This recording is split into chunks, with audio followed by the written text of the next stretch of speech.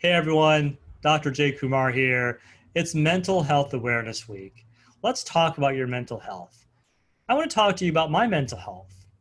And I want to share with you that I struggled with my mental health throughout college, as a young adult. I also had a mother who died from suicide in my mid 20s. I share these stories with you first to let you know that mental illness is real, and our struggles around mental health are just as valid and should be talked about equally as our physical health. In fact, I want you to know something. There's no shame in talking about your mental struggles or mental health. There's no stigma around mental health issues. I know for sure because I've experienced them and I've had family members who've had them as well. I'm sure many of you have struggled with mental health or know people in your life who have also had adversity around mental health or mental illness.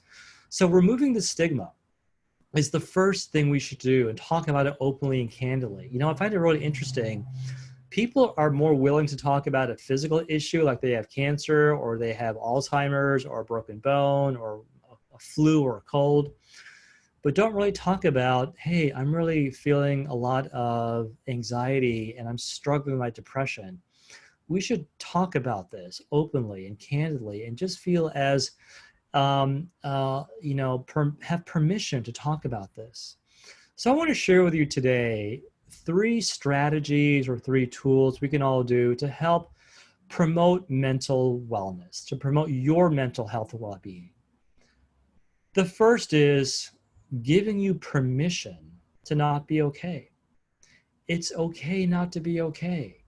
You know, sometimes you wake up feeling that you've had a headache or you're just feeling tired, and you give yourself permission to sleep or to rest or relax. The same thing should apply to your mental health. It's okay if you're struggling. Reach out to people, reach out and get support from loved ones, from family, from even your colleagues, if that's okay, or professional practitioners are on mental health, psychologists, psychiatrists. There are so many resources available to you. This Healthy Brain, Healthy Mind podcast might be one of them, but no, it's okay not to be okay.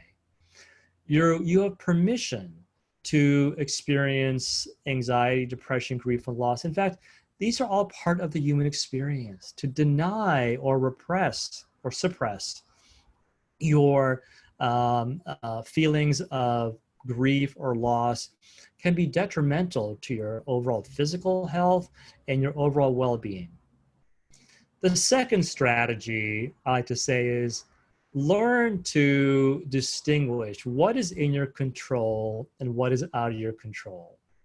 That's my favorite mantra that some of you have heard me say before.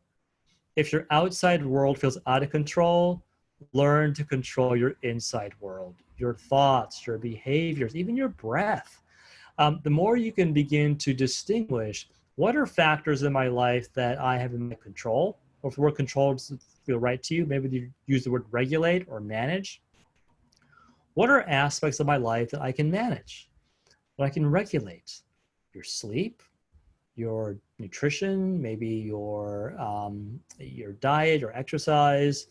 What about your thoughts? Can you manage your thoughts? Can you learn to distinguish between when you're having a negative thought that's maybe can spiral out of control? I'll give you a great example. A couple of days ago, my cell phone broke, or it stopped working, I should say. One morning, right before I was about ready to go into teaching classes and do Zoom meetings, I had a pretty full day.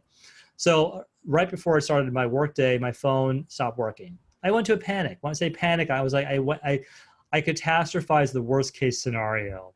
But I caught myself. I literally caught myself a minute later saying, why am I reacting like this? It's just your phone's not working. We can resolve this. There are solutions to replacing your iPhone. Yeah, it's an inconvenience. Maybe it's a hassle, but it's manageable. So the moment I kind of flipped the switch, if you will, on recognizing that this is something I can control, it completely diminished my anxiety and stress levels. And guess what? Most of the situations in your life that cause you stress are temporary. So guess what happened to my phone? Later in the evening, my phone started working again. Something was going on with it. I think it got water damage to it or something. So it eventually, my phone started working again, so, which is great. But the point being is that learn to distinguish between what really truly is under your control, what you have the ability to manage, and what might be out of your control. And second, corollary to this is like knowing that most of the stressors or situations that maybe throw us off balance or maybe give us that anxiety, unless they're unrelenting and chronic, are fairly temporary. They kind of will go away. You know, you got an email from your boss saying, come meet with me, and you find out it's really was nothing. It wasn't that big of a deal. Or you get some bad news, but then you get that maybe you have a breakup, let's say. Yeah, you might feel bad for the first, maybe week or so, but eventually will dissipate.